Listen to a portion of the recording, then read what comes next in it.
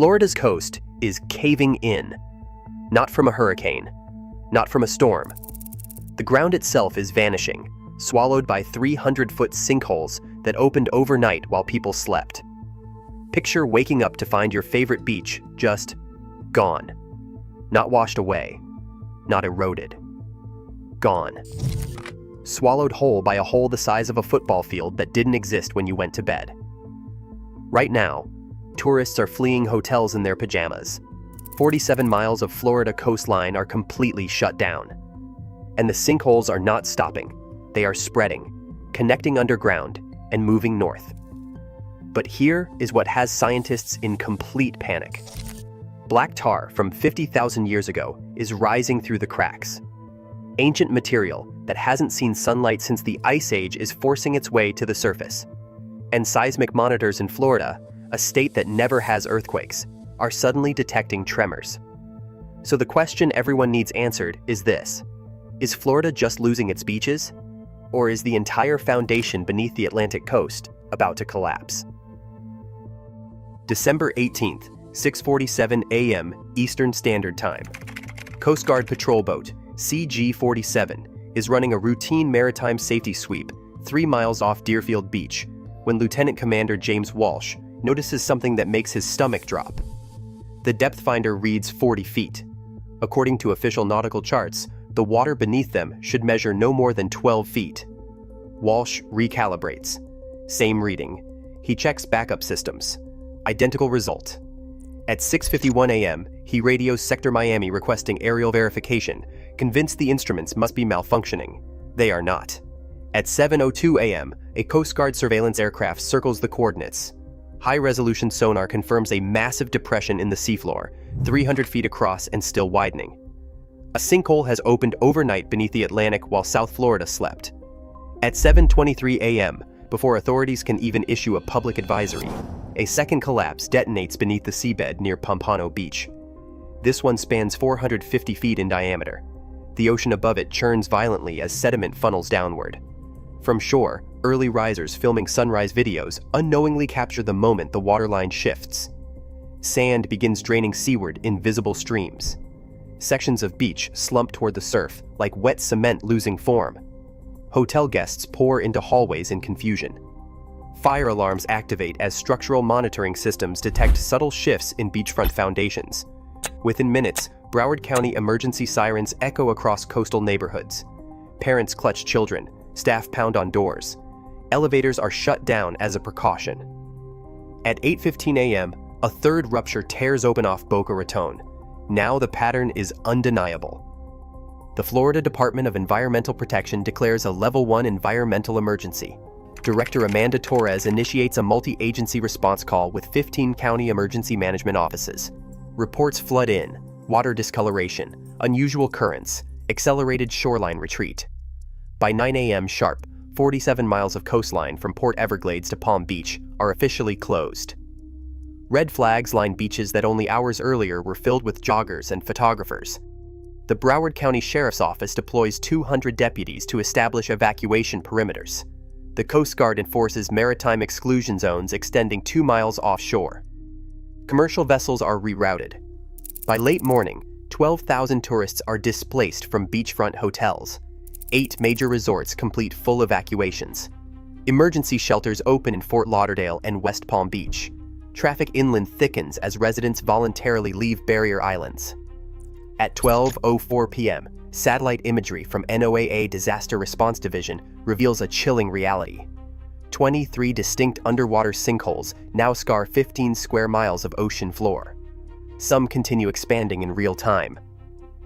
Dr. Marcus Reynolds of the United States Geological Survey reviews the sonar overlays in stunned silence before describing it as an unprecedented collapse cascade, something never documented in Florida's modern geological record. Preliminary economic impact estimates surpass $2.3 billion before sunset. Insurance carriers halt new coastal underwriting. Structural engineers scramble to assess foundation stability. And offshore, beneath darkening Atlantic waters, the seafloor continues shifting. Florida does not sit on solid ground. Beneath the beaches, beneath the hotels, beneath the highways, lies a massive porous limestone platform that has been slowly dissolving for thousands of years. Scientists call the process karst collapse, and right now, it is accelerating at a rate that has thrown every geological model out the window. Dr. Sarah Chen, lead geologist with the United States Geological Survey, explains the chemistry behind the catastrophe with growing alarm. Rainwater absorbs carbon dioxide as it falls, forming carbonic acid. That acid combines with saltwater intrusion, pushing inland from the rising ocean, creating a chemical reaction that literally eats the rock from below. A process that normally unfolds over centuries is now happening in months. The acceleration defies every geological model in her database. Sonar mapping deployed after the first collapse reveals the nightmare beneath the surface. A massive interconnected cavern network stretches from Miami to Jupiter. Some chambers measure 200 feet tall and extend for miles through the subsurface. The scale is beyond anything scientists anticipated. Dr. James Martinez at the University of Florida analyzes three-dimensional models of the system with visible distress. The limestone foundation beneath populated communities resembles Swiss cheese, hollowed out, structurally compromised, across hundreds of square miles beneath people who have no idea what lurks below their feet. Multiple stressors are converging simultaneously to accelerate the destruction. Sea level rise is increasing water pressure at 3.22 millimeters per year above historical averages. Saltwater intrusion is weakening the limestone 40% faster than records from the 20th century. Temperature fluctuations cause expansion and contraction cycles that fracture already compromised rock. Dr. Lisa Wong at the Scripps Institution of Oceanography describes the convergence as multiple stressors, creating a perfect storm for geological failure. The numbers tell the full story.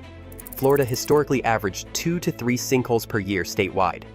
Current collapse rates average 12 sinkholes forming every single week.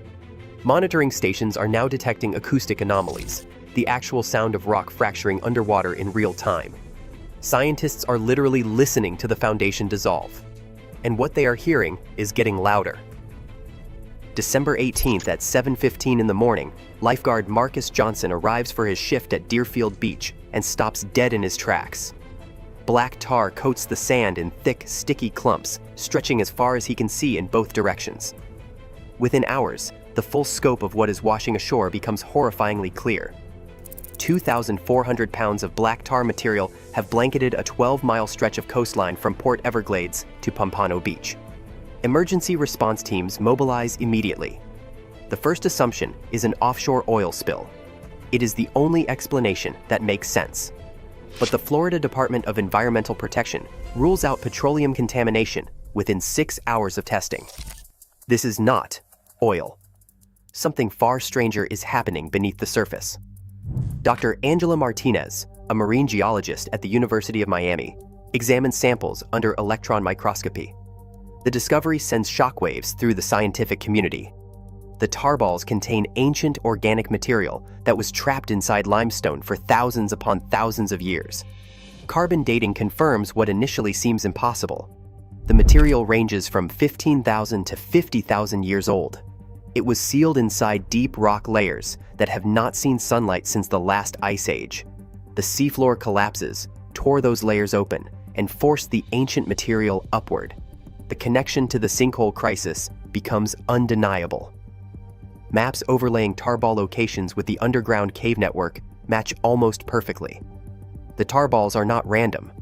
They are appearing directly above known collapse zones with disturbing precision, revealing fractures that penetrate hundreds of feet into bedrock and expose geological layers that should remain permanently sealed.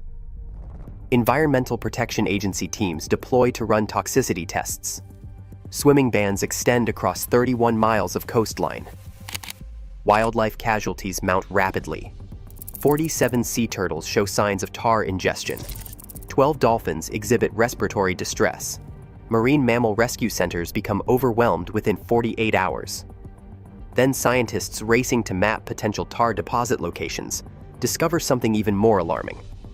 Methane readings are spiking inside several collapse zones, suggesting additional hazards lurking beneath the fractured limestone. If material buried for 50,000 years is forcing its way to the surface right now, the question nobody can answer is this: what else is down there waiting to come up? Maria Martinez clutches her 8-year-old daughter Sofia's hand as they stand outside their family restaurant in Pompano Beach.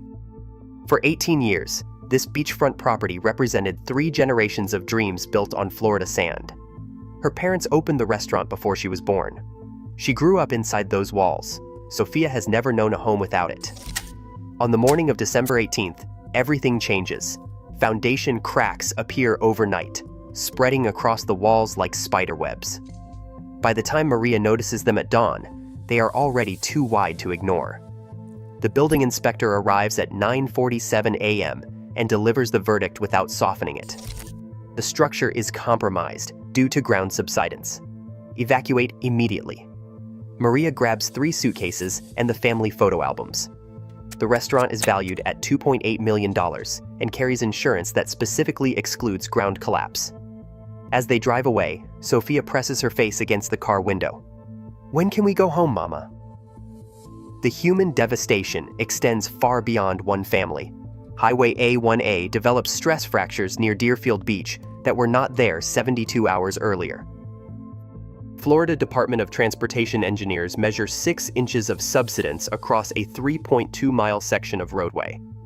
The highway closes to all traffic. 45,000 daily commuters reroute through residential neighborhoods, never designed for that volume.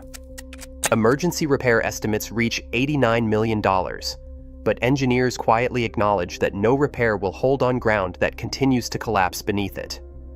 High-rise evacuations begin after midnight. Ocean View Towers, a 22-story building housing 340 residents, shows foundation movement detected during emergency inspections. A mandatory evacuation order is issued at 11:47 p.m. Residents are given 2 hours to pack essentials. Elderly residents requiring medical assistance struggle down darkened stairwells as elevators shut down for safety. Emergency shelters hit 150% capacity within hours. The Red Cross opens 8 additional facilities across Broward County. 67 restaurants shut down as evacuation zones expand. Spring break bookings evaporate, with projected losses reaching $420 million. A mental health crisis emerges alongside the geological one. Children wake screaming from nightmares of the ground opening beneath them. Anxiety medication prescriptions spike 340% across coastal counties. The Fort Lauderdale mayor faces cameras with visible exhaustion, and he says this is beyond anything we planned for, beyond anything our emergency protocols imagined possible. December 20th, 2:34 a.m. Eastern Standard Time. A magnitude 2.8 earthquake strikes with its epicenter 15 miles offshore from West Palm Beach. Dr. Kevin Torres, USGS seismologist, stares at the data streaming from monitoring stations with complete disbelief. He reads the numbers twice, then a third time. This should not be happening. Florida averages 0 significant earthquakes per year. The state sits nowhere near tectonic plate boundaries. There is no geological reason for seismic activity here.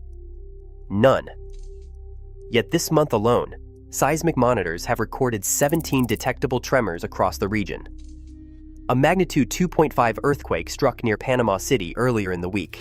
It was the largest seismic event recorded in Florida in over a decade, and the tremors are not stopping. They are intensifying. The connection between the collapses and the earthquakes defies traditional seismology. These are not tectonic plate movements. Something entirely different is occurring beneath Florida's coast. 2 competing theories emerge among researchers. The first proposes that the massive weight of collapsing rock creates stress waves that propagate outward through the limestone platform, like ripples through still water. The second suggests that water rushing into newly formed underground voids generates pressure shocks powerful enough to register on seismometers miles away.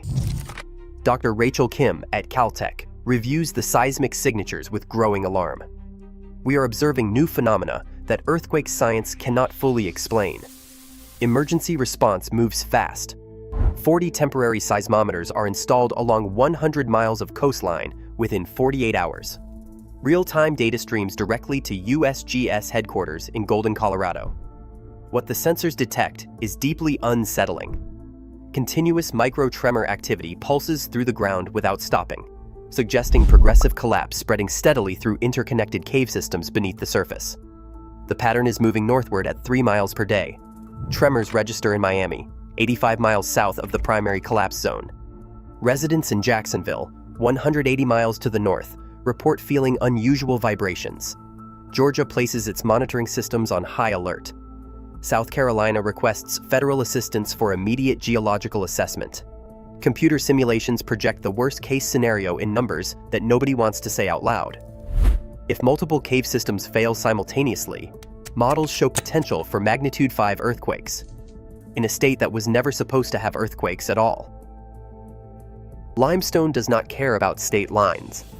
The same geological platform that is collapsing beneath Florida's coast does not stop at the Georgia border, and it does not stop at South Carolina. It stretches continuously northward for 1,200 miles, running beneath the entire Atlantic coastal plain all the way to New Jersey. And every state sitting on top of it is now paying very close attention. Georgia sits on identical porous limestone. Jekyll Island reports minor subsidence detected in 3 separate locations within days of Florida's first collapse. Tybee Island records unexplained beach erosion accelerating beyond anything in its historical measurements. The Georgia Department of Natural Resources deploys emergency survey teams to barrier islands within 72 hours, finding conditions that mirror the early warning signs Florida ignored for years. South Carolina contains karsted topography riddled with underground voids. The governor requests immediate federal geological assessment. North Carolina's Outer Banks show early warning signs that scientists previously dismissed as normal coastal erosion. They are no longer dismissing them. USGS expands its seismic and ground monitoring networks across 6 states simultaneously. Dr. Michael Torres at Duke University presents the domino effect theory with supporting data that alarms coastal researchers across the country. Florida's collapse is not an isolated event. It is creating regional destabilization through interconnected geological systems that cross state boundaries invisibly. Pressure changes deep inside the Florida aquifer are altering groundwater flow patterns hundreds of miles from the original collapse zone. The aquifer system itself extends from southern Alabama all the way to South Carolina, connecting the fates of millions of people who never considered themselves part of Florida's crisis.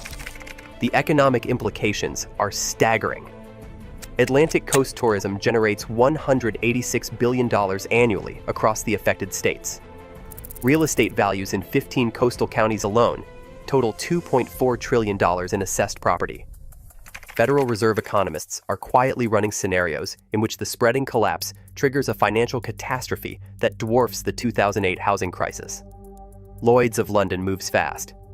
The insurance giant reclassifies the entire Atlantic limestone coast as extreme risk, essentially uninsurable under traditional coverage models. The global financial system is beginning to price in a possibility that most Americans have not yet been told. The ground beneath the most valuable coastline in the world may be fundamentally, permanently compromised. December 19th, Governor Ron DeSantis stands on the steps of the Capitol in Tallahassee and declares a statewide emergency. The formal request submitted to the White House demands $12 billion in federal disaster relief. It is the largest single-state FEMA request in history outside of hurricane season. The Florida National Guard receives mobilization orders for 4,200 personnel, the largest domestic deployment the state has ever authorized. Troops establish checkpoints, coordinate evacuations, and patrol closed beaches to prevent anyone from entering collapse zones that are still actively forming. The congressional battle erupts within hours. House Republicans question the emergency allocation during appropriations hearings, arguing that decades of unchecked coastal development created the vulnerabilities that taxpayers are now being asked to fund. Senate Democrats push for immediate approval without conditions, warning that American citizens are losing their homes and livelihoods, while Washington calculates political advantage. The debate over climate change's role in accelerating the collapse paralyzes legislative action completely. Senator Marco Rubio faces cameras with visible frustration. People are losing their homes while Washington plays politics. FEMA is already stretched to its limits. The agency deployed thousands of personnel to California's catastrophic floods just weeks earlier. Administrator Diane Crisell delivers a stark warning to Congress. FEMA cannot maintain the current operational pace without immediate additional funding, and emergency reserves are depleting at rates the agency has never sustained before. The insurance industry moves toward systemic collapse. Citizens Property Insurance, Florida's state-backed insurer of last resort, faces insolvency as claims exceed $18 billion in the first week alone. Private carriers begin canceling 340,000 policies across coastal counties, citing ground collapse exclusions buried deep in policy fine print that most homeowners never read. Families open their insurance documents and discover their coverage specifically excludes the exact disaster destroying their properties. Property markets freeze instantly. Coastal real estate sales drop 91%. Mortgage lenders refuse new loans within 10 miles of any documented sinkhole. $67 billion in assessed property value disappears from tax rolls within 2 weeks. Tourism losses reach $43 billion annually. 340,000 jobs across Florida's service economy are now directly threatened. The political calculus is brutal and unavoidable. Invest billions in geological monitoring and coastal resilience now, or spend trillions on repeated disaster response forever. 1 week after Lieutenant Commander James Walsh radioed in coordinates that made no sense off Deerfield Beach, Florida's coastal crisis shows no signs of ending. The numbers tell a story of destruction that is still being written. 47 miles of coastline remain closed to the public. 23 documented sinkholes scar the seafloor across 15 square miles. Damage estimates exceed $25 billion and climb higher with every passing day. 78,000 residents remain displaced from their homes, sheltered in facilities that were never designed for long-term occupation. The seismic tremors continue spreading northward at 3 miles per day. Scientists track the progression with growing unease as vibrations register in states that never once prepared for geological instability. Georgia, South Carolina, North Carolina. Each state watching Florida and quietly asking the same question about its own coastline. Recovery operations face a grim reality that has no precedent in American disaster response. Unlike hurricanes, which arrive violently and then pass, leaving damage that can be cleared and rebuilt, the sinkholes represent ongoing geological failure with no identifiable endpoint. Engineers cannot rebuild on ground that continues to collapse beneath the foundations. Insurance cannot cover losses that policies specifically exclude. Government cannot fund relief efforts that exceed emergency reserves already depleted by disasters elsewhere. The systems that Americans rely on in a crisis are failing all at once. 3 nuclear power plants operate in zones now classified as geologically vulnerable. Military installations supporting Atlantic Fleet operations rest on foundations that may already be compromised. The Port of Savannah, the 3rd busiest in America, was built on rock that dissolves. The limestone platform that supported Paradise for generations was always fragile. It was always dissolving, slowly and silently, in the dark beneath the surface. The hotels, the highways, the neighborhoods, the dreams, all of it built on ancient rock that was never as permanent as it appeared. Beneath the sand right now, the carbonic acid keeps eating. The cavern walls keep cracking. The ancient material keeps rising. Scientists are still listening to the sound of rock fracturing underwater, and that sound is not getting quieter. Florida may never feel solid again.